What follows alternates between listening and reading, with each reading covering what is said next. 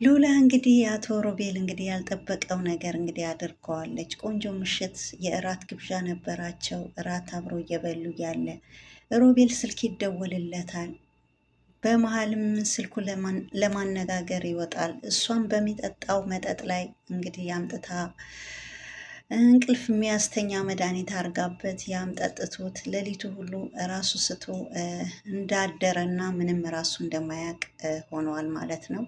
እንግዲህ ሉላ ማለት የቤዛ እህት ናት ማለት ነው። እንግዲህ ቤዛ እንግዲህ ያው ሉላ እንግዲህ ደህና እየተበቀለችላት ትገኛለች። እንግዲህ ቤዛን በጣም ነበረ እንግዲህ አቶ ሮቤል በጣም ቤዛና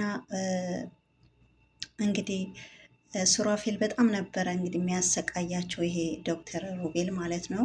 ምን በጣም ከባድ ሰው ነው ማለት ነው። አሁን ደግሞ ሉላ እየተበቀለች እንግዲህ ትገኛለች። እንግዲህ የቤዛ እንግዲህ ንብረት ሙሉ በሙሉ ለማስመለስ እንግዲህ የማታረገው ነገር የለም ማለት ነው። ሉላ እንግዲህ ጉድ አርገዋለች አቶ ሮቤል።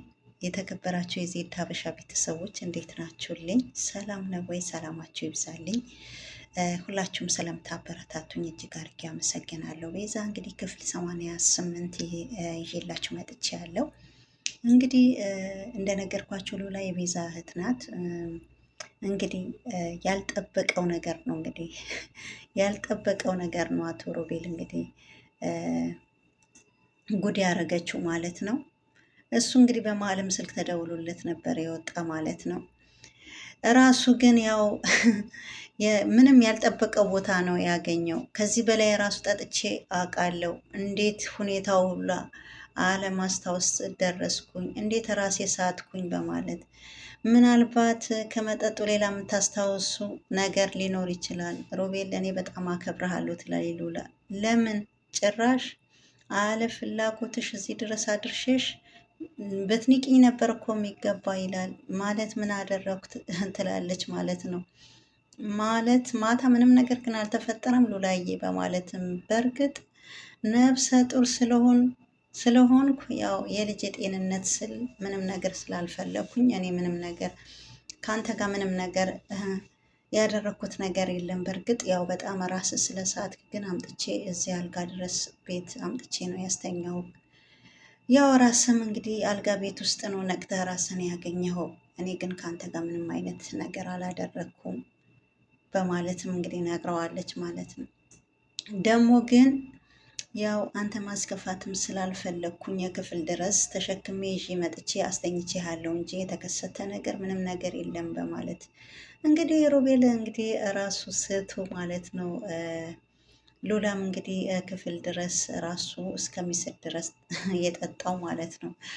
እሱም እንግዲህ ያው መድኃኒት ማድረጉ አላወቀም። እንዴት ነው ራሴ እንደዚህ እስከምስት ድረስ እኮ ከዚህ በፊትም እኮ ብዙ መጠጠጥቼ ያለው ግን እንደዚህ ሆኜ አላቅም በማለትም እሷም እንግዲህ ስራዋ ሰርታለች። እንግዲህ እየተበቀለች ትገኛለች ማለት ነው። እንግዲህ ለቤዛ እህት ናት። በጣም በጣም እየተበቀለች ነው። በደንብ ትበቀለዋለች፣ ትሰራለች። አንተ አሰማን በደንብ አንኮራፋ ሰርቼልሃለሁ በማለት ገና የእህቴ ጠላቶች ሳልበቀል መቼም ቢሆን አለቃችሁም። ለነገሩ አሁንም የኔ ጠላት ሆናችኋል እያንዳንዳችሁ። እኔ በፍጹም አለቃችሁም በማለት ሌሊት ድንገት ሊነቃ ስለሚችል እዚሁ አንጥፌ እታች መተኛት አለብኝ። ከዚህ ሴጣን ጋር መቼም አልተኛም በማለት የምርሽ ነው ግን ሁሉም ነገር ግራ እየሆነብኝ ነው ይላል አቶ ሮቤል። እንደዛው እኮ ሰክረ የተናገርከው ንግግር ነው አንተ ንቄህ መሬት የተኛው በማለት ምን ተናገርኩኝ ይላል አቶ ሮቤል። አይ ስለዚህ የተናገርከው ንግግር በጣም ከባድ ነገር ነው በማለትም እንግዲህ ይኸው አሁንም ድረስ ፍራሹን አላነሳሁትም እኔም ያ ብዬ ነው መሬት የተኛው ትላለች። እኔ ግን ይሄ ማለቴ በፍጹም አላስታውስም። ስለዚህ አሁን ማድረግ ትፈልጋለህ እንዴ ስትለው ምንድን ነው ማድረግ ምፈልግ? አይ ማታ የተናገርከው ብዬ ነው። አይ እኔ ምንም በፍጹም እኮ ሉላዬ አላስታውስም ከራሴ ጋር ነበርኩም በማለትም እንግዲህ ታውቃለህ በጣም ነው ያፈቀርኩ። እውነተኛ ፍቅር ግን አሁን ያገኘው ይመስለኛል። እኔ ደግሞ እንደዚህ የተወዛገበ ምሽት አሳልፌ አላቅም። እንዴት ሰው አንድ ነገር ማስታወስ ያቅተዋል? ሉላ እኔ እኮ ምንም አላስታውስም በማለትም እንግዲህ ኧረ ከዚህ በላይ እኔ ስንት መጠጥ ጠጥቼ አውቃለሁ በማለትም ዘርፌ ግን አልደወለችልሽም በማለት አይ አላነሳሁላትም እንጂ ብዙ ደውላለች በማለትም እንግዲህ አቶ ሮቤል ወደ ዘርፌ ደውሎላታል ማለት ነው። እኔ ጋር ራሱ ብዙ ሰዓት ደውላልኝ ነበር አይገርምም? ለምን አልመለስሽላትም ሲላት አይ አልመለስኩላትም በማለትም እንግዲህ መልሳለታለች። አሁን ቁርስ ምንድን ነው የለመድከው ስትለውም የራስሽ ስፔሻል መስራት ትችያለሽ ችግር የለውም በማለት ወይዘሮ ዘርፌ ላይ ደውለህ አንተ ጋር ማደሬ ንገራት በማለት ፈርታሃት ባይሆን ስትለው አይ ባንቺ ያምራል ብዬ ነው የሆነ ነገር ተፈጠረ ብላ ብጠረጥርስ ብሎ ሮቤል ሲጠይቃት እንደተፈጠረ አድርገህ ነገራት፣ ምክንያቱም እሷ የምትፈልገው ይሄ ነገር ነው በማለት እኔ አሁን ቆንጆ ስፔሻል የሆነ ምግብ ቁርስ ሰርቼልህ እመጣለሁ አንተ ለዘርፌ ደውለህ እኔ ጋር መሽቶባት አድራለች ብለህ ንገራት በማለት ነው። እቺ ግን ፍጹም ማላቃት ሌላ ሰው የመሰለች ነው የምትታየኝ። ምን ሆና ነው ግን ሉላ እንደሚያረጋት በማለትም አቶ ሮቤልም እንግዲህ ደሞች ስናነሳ ደወለች እቺ በማለትም ወይዘሮ ዘርፌ ደውላለች። ሄሎ ወይዘሮ ዘርፌ እንዴት ነሽ እንዴ?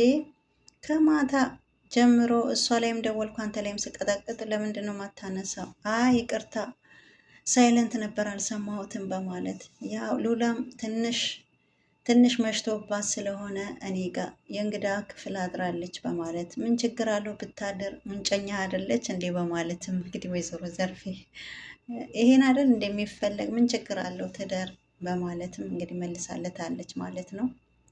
ያው ትንሽ ስለጠጣው ማሽከርከር ስላልቻልኩኝ ነው እና ደውላ እዛ ነው ያደርኩት ብለህ እንኳን አትናገርም እንዴ? ምንድን ነው በዚህ ልክ ሰውን እንደዚህ ሀሳብ ውስጥ መጨመር? እኔ እኮ በሀሳብ ነው ማታ እንቅልፍ የሚባልም አልተኛውም ትላለች ወይዘሮ ዘርፌ። በጣም በጭንቀትና በሀሳብ ነው የነጋ። ለምንድን ነው ይሄን የምታረግ? በማለት እንግዲህ በጣም ጉደኛ ናት ማለት ነው። ከአቶ ሮቤል ጋር እየተደዋወለች ወይዘሮ ዘርፌ እንግዲህ አስቡ ማለት ነው። የቤዛ ክስት ናት ግን በጣም እኔ ጋር አንቺ ሳታስፈቅድ እኮ እኔ ጋር ማደሯ ራሱ ትቆጫታለሽ ብዬ ነበረ ወይዘሮ ዘርፌ በማለት አይ ምን ችግር አለው? ለምን እቆጣለሁ? ምንጨኛ አይደላችም እንዴ? ምን ችግር አለው? ይልቅ ቶሎ ብለህ ሰርጋችሁን በቅርቡ አብሉን። ስለዚህ እንደዛ ብታረገው ብታቀላጥፈው ይሻላል በማለትም አይዞሽ በቃ ትበያለሽ ተረጋጊ በማለትም እንግዲህ ምን ነው ዛቻ አስመሰልከው በማለት ኧረ በፍጹም ለማንኛውም ቁርስ በልተን እኔ ቤት ድረስ እሸኛታለሁ አታስቢ ትመጣለች ወይዘሮ ዘርፌ በማለትም አቶ ሮቤል እንግዲህ ዋናው ደህና መሆኗ ነው ከፈለጥካት ችግር የለውም ዛሬም አንተ ጋር ማሳደር ትችላለህ በማለት ለአንተ መልካም ጊዜ ይሁንልህ በማለት እንግዲህ ስልኳን ትዘጋለች ወይዘሮ ዘርፌ። አቶ ሮቤልም እሺ እውነት ግን ሉላ እቺ ሴትዮ ናት እናት ሆነ ያሳደገቻት እንዴ? ሰው እንዴት ልጁ ወንድ ቤት አድሮ ትንሽ ልቡ እንኳን ድንገት ጠማይል ምን አይነት እናት ነው ያሳደገቻት?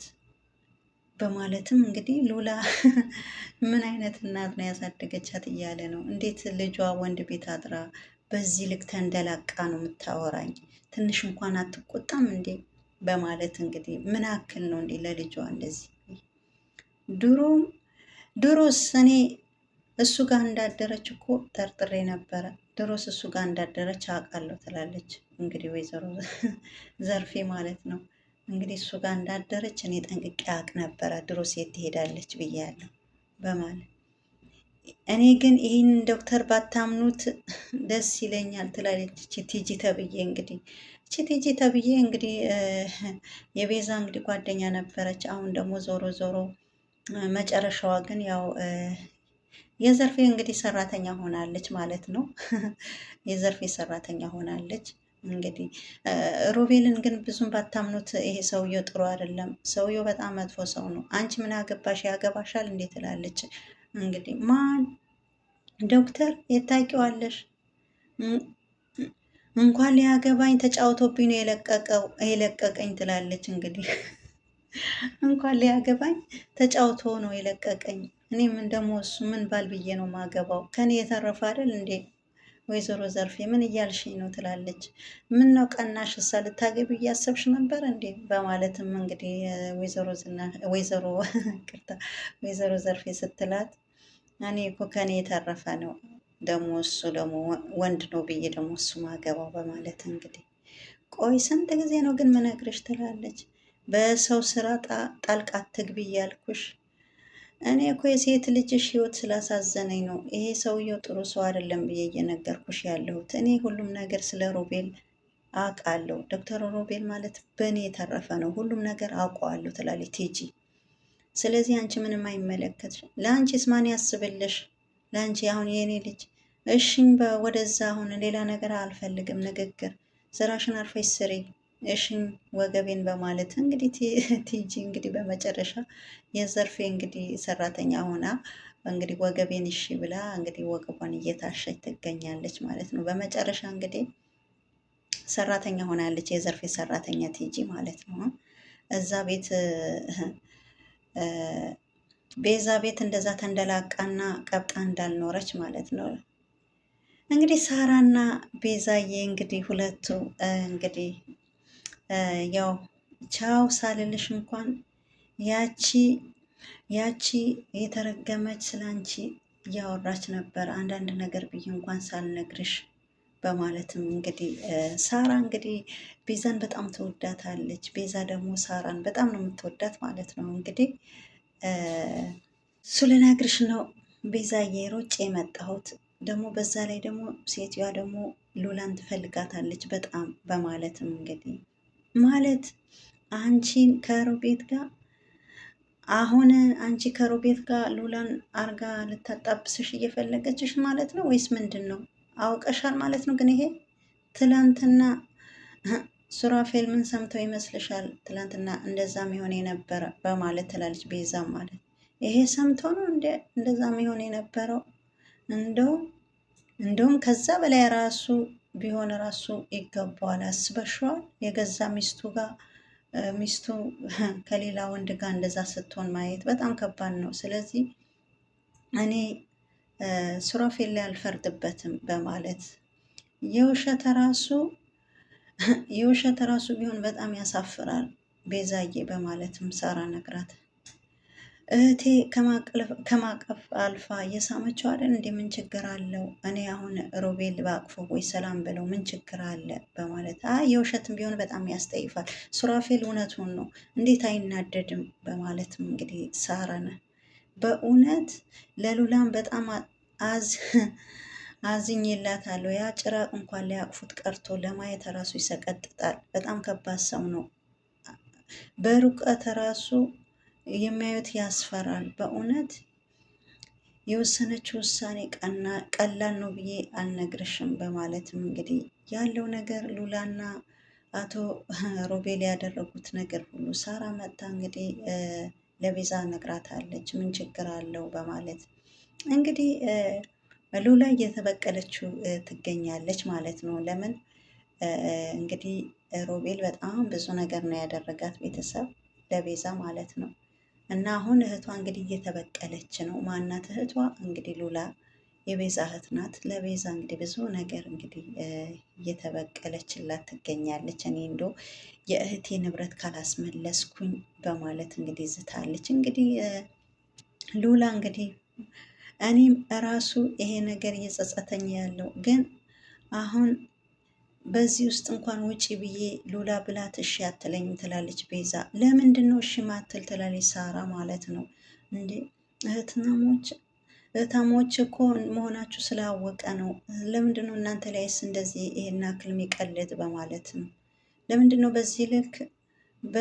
በዚህ ልክ ሲያቀረባት በማለትም ሳራ ስትጠይቃት ቤዛም ከኔ ጋር ፍቅር ሳይዘው አይቀርም ለዛ ነው በማለትም እንግዲህ ቤዛ ያኔ ግልጽ ለማድረግ አልፈለገችም። እንግዲህ ቤዛና ሉላ ሁለቱም ያው እየተነጋገሩ ነው ይሄ ነገር የሚያደርጉት ማለት ነው። ያው ሉላ መበቀሏ ታውቃለች ቤዛ ማለት ነው። ሳራ ሌላ ሰው ማንም የሚያውቅ ነገር የለ፣ ሁለቱ ብቻ ነው የሚያውቁት ማለት ነው። ለምን እነሱ እየተበቀሉት ነው። አቶ ሮቤል እንግዲህ እየተበቀሉት ይገኛሉ ማለት ነው። ሮቤልማ ለጸብና ለነገር እንጂ ለፍቅር የተፈጠረ ሰው አይመስለኝም። በጣም ከባድ ሰው ነው ትላለች ሳራ ማለት ነው። በፍጹም ሊሆን አይችልም ለፍቅር። በጣም ጨንቆኛል ሳራ። ቆይ እሺ እኔ ምን ማድረግ ነበረብኝ? ያ ሁላ ሀብቴ ሁላ እንግዲህ እንዳየሹ መና ቀረሁኝ። ስለዚህ ሲሰረቅና ሲዘረፍ ዝም ብዬ መቀመጥ ነበረብኝ እንዴ ሳራ? እኔ ምን ማድረግ አለብኝ? ትላለች ቤዛ። እንደውም ለነገሩ አሁን እኮ የዋናው እኮ የዚህ ሁላ የውጥቀትሽ ራሱ ይሄ ሁላ ያደረገች ማንም ሳልሆን ተጠያቂ መሆን ያለባት ሉላ ራሷ ናት። ስለዚህ እሷ ናት። ሰው እንዴት ምንም ሳያስቀር እንዴት ለሌላ ሰው ይሰጣል?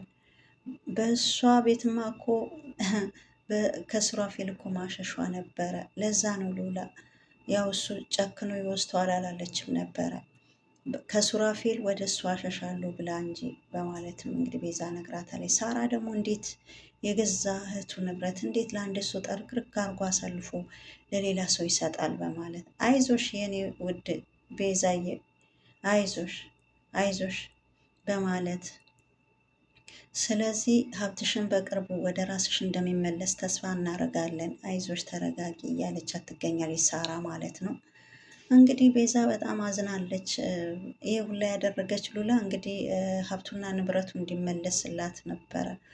እንግዲህ ሉላና ሮቤል እንግዲህ ቆንጆ ቁርስ ተሰርቶ እንግዲህ እየበሉ ይገኛሉ ማለት ነው። ሉላ በእውነት እስከ ዛሬ ጥፍጥ ያለ እንደዚህ አይነት ስፔሻል የሆነ ቁርስ በልቼ አላውቅም። በጣም ባለሙያና ቆንጆ የምግብ ስራ ትችያለሽ፣ በጣም ይጥማል በማለትም እንግዲህ አቶ ሮቤል ማለት ነው አለማጋነን ነው የምነግርሽ፣ በጣም ልዩ ነው።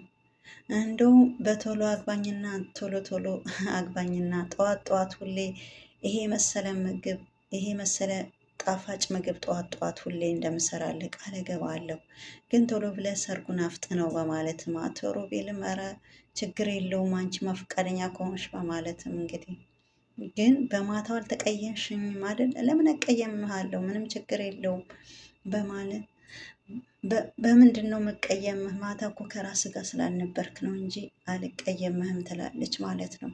እንግዲህ ምግቧ ራሱ በጣም እንግዲህ ምርጥ እንደሆነ እና ቆንጆ ምግብ ስራ እንደምትችል በጣም እንግዲህ ያው በጣም ምግብሽ ልዩ ነው ብሏታል ማለት ነው። እንግዲህ ሉላ ማለት ነው እንግዲህ እዛው ቀስ በቀስ እንግዲህ በቅርቡ እንግዲህ የቤዛ እንግዲህ ንብረቷ ጠቅላላ ወደ ቤዛ እንደሚመለስ እንግዲህ ተስፋ እናደርጋለን።